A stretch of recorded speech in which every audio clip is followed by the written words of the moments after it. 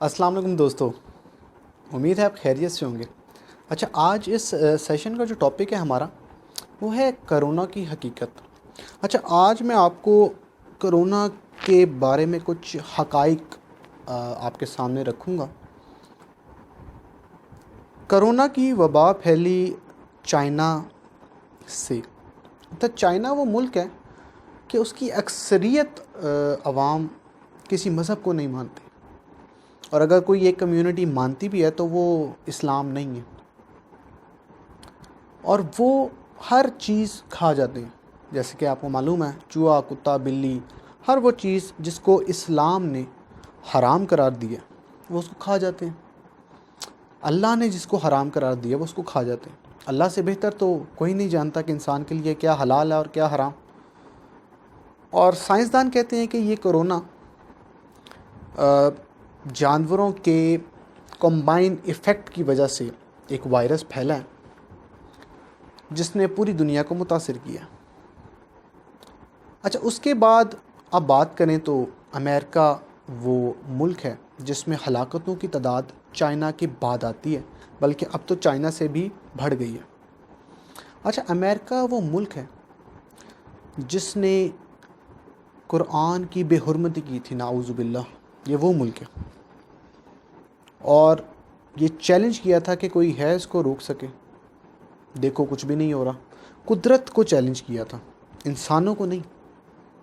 آج دیکھیں، بڑا کہتا ہے کہ میں ورلڈ پاور ہوں، تو لگا لے اپنی پاور اور بچا لے ورلڈ کو۔ اب وہ کہاں گئی ورلڈ پاور؟ آپ نے کبھی یہ سوچا؟ امریکہ کے بعد جس ملک کا نام آتا ہے ہلاکتوں میں سب سے زیادہ، وہ ہے فرانس۔ فرانس وہ ملک ہے جس نے سب سے پہلے عورت کے حجاب پر پابندی لگائی تھی۔ اس نے یہ کہا تھا کہ عورت جو ہے وہ پردہ نہیں کرے گی، اور آج وہ خود کہہ رہے ہیں کہ ماسک پہنیں، اپنے آپ کو کور رکھیں، کور کریں۔ مینز کہ دوسری فارم میں اگر آپ بات کریں تو وہ پردے کا ہی کہہ رہی ہیں۔ یہ دیکھیں، انہوں نے بھی قدرت کو للکارا کہ ہمیں کوئی ہے، دیکھیں ہم خلاف شریعت ایک اصول بنا رہے ہیں، تو کون ہے جو منع کرے ہمیں۔ اس کے بعد جو ملک آتا ہے وہ ہے اٹلی۔ اٹلی وہ ملک ہے جس میں سب سے زیادہ فحاشی ہے۔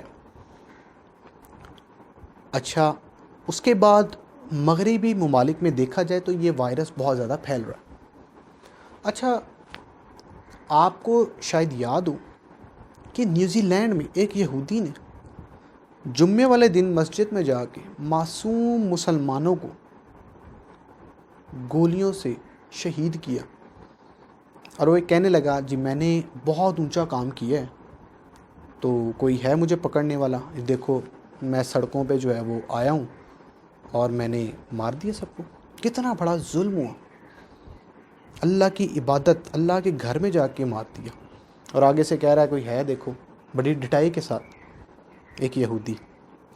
آپ ہالینڈ کی مثال لے لیں، یہ بھی مغربی ممالک میں آتا ہے۔ یہ وہ ملک ہے جس نے نعوذ باللہ گستاخ رسول صلی اللہ علیہ وسلم کیا۔ اور اس کے بعد تھوڑا آگے چلیں تو یہ مغربی ممالک ایسے ممالک ہیں جنہوں نے جوتیوں کی تلوے پر نعوذ باللہ بے حرمتی کی، اللہ کے پاک نام کی، آپ صلی اللہ علیہ وسلم کے پاک نام کی۔ پیمپرز، بچوں کے جو ڈائپرز ہوتے ہیں، پیمپرز ہوتے ہیں، ان کے اندر نام لکھے گئے نعوذ باللہ، اور یہ چیلنج کیا گیا کہ دیکھو جی ہم تو بے حرمتی کر رہے ہیں، کوئی فرق نہیں پڑ رہا۔ کبھی آپ نے یہ نوٹ کیا، کبھی سوچا اس کے اوپر؟ اس کے بعد جائے نمازوں کے اوپر، جس پہ ہم نماز پڑھتے ہیں، اس کے اوپر بڑی طریقے کے ساتھ اس طرح اپنی کاریگری کے ساتھ بت بنائے گئے کہ اگر آپ زیادہ غور کریں تو آپ کو معلوم ہوگا کہ اس کے اوپر بت بنا ہوگا۔ ایک دو جائے نمازیں ہمارے اپنے گھر میں بھی تھیں، جب اس پہ غور کیا گیا تو اس کے اوپر بھالو، بت، آنکھ، کان، ایک پورا انہوں نے اس طرح بنایا ہوا تھا کہ اگر آپ غور کریں تو آپ کو معلوم ہوگا، ورنہ عام معلوم نہیں ہوگا۔ وہ نظر تب گئی جب نماز قیام میں کھڑے تھے، تو سجدے پہ نظر گئی تو میں نے دیکھا کہ یہ تو بت بنا ہوا ہے جہاں پہ میں نے سجدہ کرنا ہے. اور اس وقت جب میں نے نوٹ کیا تو وہ واقعی بت تھا. آپ یہ دیکھیں کہ جائے نمازوں کے اوپر بھی بت بنے ہوتے ہیں. اچھا یہ تو ہو گئی مغربی ممالک کی بات. اب آپ کہیں جی سعودی عرب تو بڑی پاک زمین ہے, وہاں پہ اللہ کا گھر ہے, وہاں پہ روضہ رسول صلی اللہ علیہ وسلم ہے, تو یہ گولف کنٹریز کے اندر وبا پھیلنے کا کیا مقصد ہے؟ چند سالوں سے وہاں پہ کیسینوز کھولے گئے ہیں, چند سال پہلے سینماز کھولے گئے ہیں. اس کے بعد پام سٹی کے نام پر فحاشی کا اڈہ کھولا گیا ہے ایسے ملکوں میں. تو ایسے ملکوں میں بھی قدرت کو للکارا گیا. کیا آپ نے کبھی سوچا ہے ان حقائق پر؟ اس کے بعد آ جائیں آپ پاکستان پہ. جی پاکستان نے کیا کیا؟ پاکستان میں تو سارے مسلمان ہیں, ادھر کیا پرابلم ہوئی؟ اگر آپ تھوڑا سوچیں تو اس کرونا کرائسس سے پہلے, تھوڑا سا پہلے, زیادہ دور نہیں, تھوڑا پہلے, میڈیا پہ ایک بڑی کمپین چل رہی تھی اور پورا میڈیا, اینکر, رپورٹرز اور جتنے بھی ایکٹرز ہیں وہ زیادہ تر اس کی حمایت کر رہے تھے. وہ کمپین تھی میرا جسم میری مرضی, اور سب حمایت کر رہے تھے زیادہ تر. میں نے خود ٹاک شوز سنے اور اس پر احتجاج بھی کیا گیا عورتوں کی طرف سے. ہاں, عورت مارچ کیا گیا. کیا آپ نے کبھی سوچا ہے کہ یہ جملہ میرا جسم میری مرضی یہ کہاں کا فنڈڈ تھا؟ اس کے تانے بانے کون تھے؟ یہ باہر کے ملکوں کا فنڈڈ تھا. اور اب آپ سوچیں گے یہ میڈیا کیوں حمایت اتنی کر رہا تھا؟ اس پہ میرا ایک پورا سیشن ہے کہ how media hijacks your mind. Media ہمارے دماغوں کو ہائی جیک کرتا ہے. اب میڈیا وہ خبر چلاتا ہے جس کو اس کی فنڈنگ کی جاتی ہے, جس پہ اس کو زیادہ منافع ہوتا ہے, جس پہ اس کو زیادہ پیسے دیے جاتے ہیں, یہ وہ خبر چلاتا ہے. یہ وہ خبر نہیں چلاتا میڈیا جو حقائق پر مبنی ہو, جو سچی ہو, جو طاقت پر ہو, جس میں سچ بولا گیا ہو. یہ وہ خبر کبھی نہیں چلائے گا. یہ حقائق کو توڑ مروڑ کر حقائق کے خلاف وہ خبر چلائے گا جس پہ اس کو فنڈنگ کی جاتی ہے. اور کہیں نہ کہیں اینکر اور رپورٹرز آپ کے دماغ کے ساتھ بھی کھیل کر آپ کے دماغ کو بھی کہیں نہ کہیں وہ تسلیم کر لیتے ہیں, اور آپ اس بات پر مجبور ہو جاتے ہیں کہ ہو سکتا ہے کہیں نہ کہیں یہ ٹھیک کہہ رہے ہوں. کہیں نہ کہیں انسان ان کی باتوں کو تسلیم کرنا شروع ہو جاتا ہے. یہ نیورو سائنس کہتی ہے کہ جس کو آپ دیکھتے پڑھتے سنتے ہیں کہیں نہ کہیں وہ آپ کے اوپر اثر ڈالتا ہے. تو میرا جسم اور میری مرضی کے نعرے آئیں. اب کہاں ہیں وہ عورتیں؟ نکلیں باہر, اور اگر ان کا جسم ہے تو اپنے جسم کو بچائیں پھر کرونا سے. کیوں رونا رو رہے ہیں, باہر نہیں نکلنا, نکلیں باہر. ان سے کہیں جی ہمارا جسم ہے, ہماری مرضی کے بغیر تو کرونا آ نہیں سکتا ہمارے اندر, کیونکہ یہ تو جسم ہمارا ہے اور مرضی ہماری ہے. تو کرونا کی کیا مجال کہ آگے ہمارے پاس آئے؟ تو یہ کہیں نا, کہیں. اب آپ کیوں نہیں کہتی یہ بات؟ تو للکارا گیا, ادھر بھی دیکھا گیا تو قدرت کو للکارا گیا. اس کو جو ہے وہ دیکھیں آپ کہ عذاب اب نہ آئے تو کیا آئے. اچھا اب تھوڑا سا آگے چلیں. میڈیا پہ آج کل ایک بڑی شہ سرخی سمجھ لیں آپ, بڑی ہیڈ لائن, ایک جملہ بڑا مقبول ہو رہا ہے, اس پہ بھی آپ کی توجہ دلانا چاہوں گا. کرونا سے ڈرنا نہیں لڑنا ہے.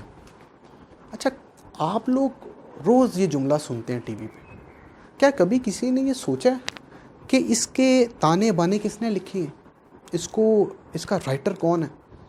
اچھا اس جملے کو چلانے کا مقصد کیا ہے؟ یہ جملہ کیوں چلایا گیا؟ کرونا سے ڈرنا نہیں لڑنا ہے.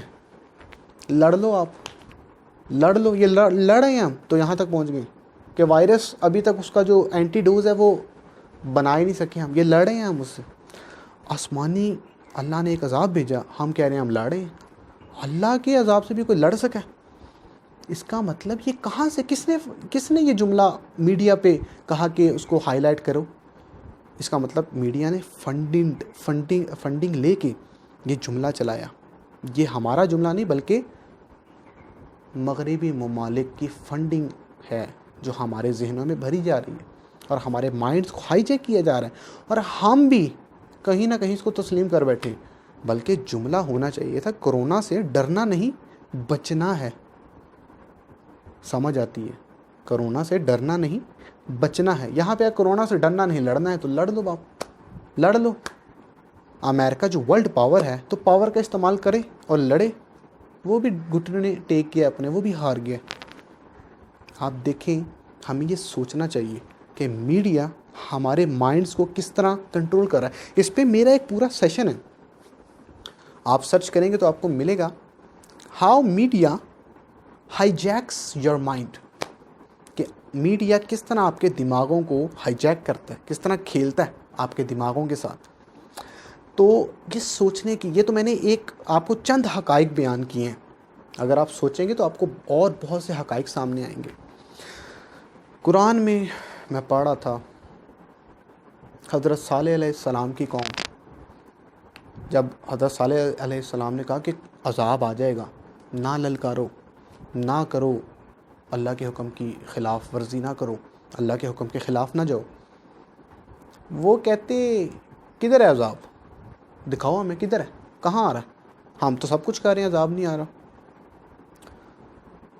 پھر انہوں نے کہا حضرت صالح علیہ السلام کو, اچھا یہ پہاڑی ہے, اس پہاڑی کے اندر سے اگر تم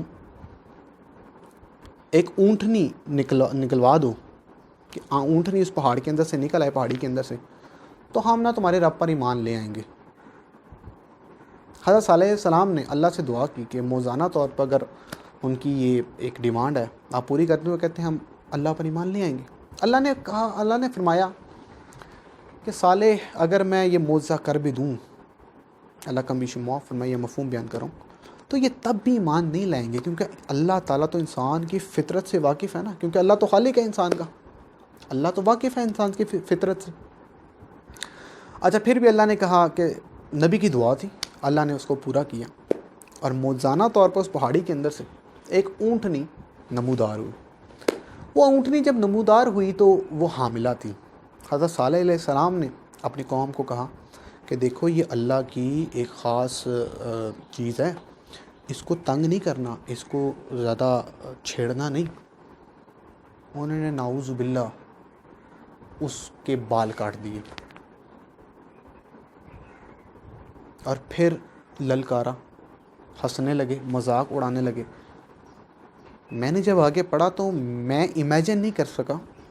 کہتے ہیں کہ وہ بستی کو اللہ نے ایسے, جیسے یہ میری ہتھیلی ہے, بستی کو اٹھایا فرشتے کے ذریعے, فرشتہ بھیجا, اور وہ بستی آسمان پہ گئی اتنی اوپر, اور آسمان پہ الٹی ہو کے زمین پہ پٹک دی گئی. تو آپ سوچیں کہ کیا حال ہوا ہوگا اس قوم کا.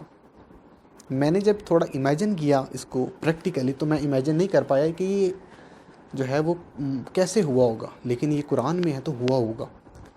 تو اس کے سامنے یہ جو وبا ہے, یہ تو اللہ نے ہمیں کچھ بھی نہیں دیا. ابھی بھی ہمیں وقت ہے صحیح سمجھ کی, ہمیں سوچنا چاہیے کہ ہم کہاں پہ جا رہے ہیں, صحیح سمجھ کی.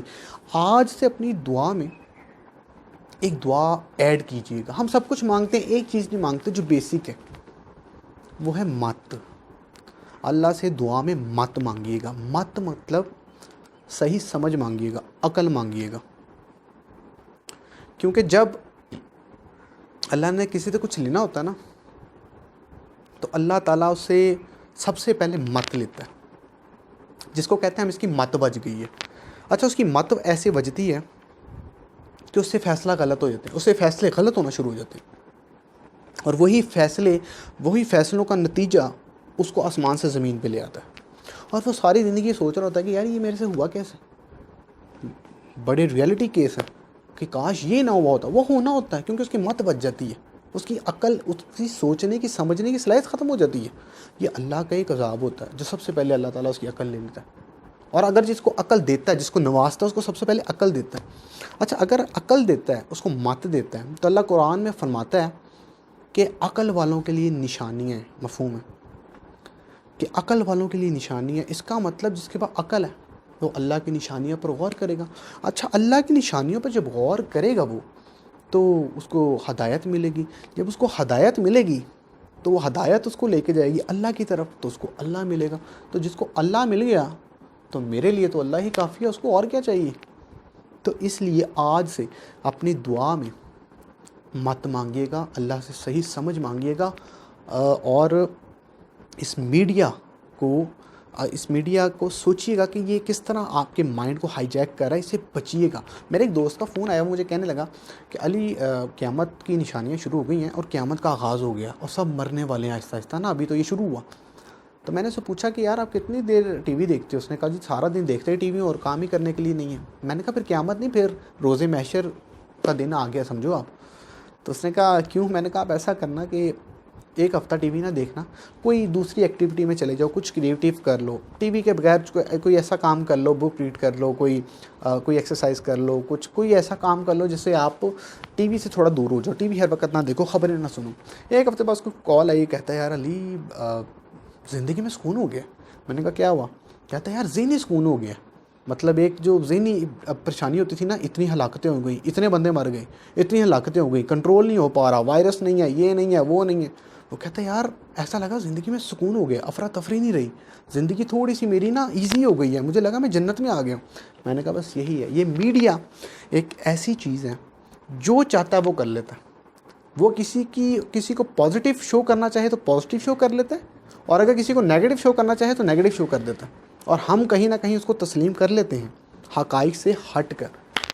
تو اسی کے ساتھ آپ سوچیے گا، اور ان حقائق، یہ تو کچھ چند حقائق ہیں، آپ کو اور بڑے حقائق سے پردے اٹھیں گے۔ اسی کے ساتھ اپنا بہت خیال رکھیے گا۔ اللہ حافظ۔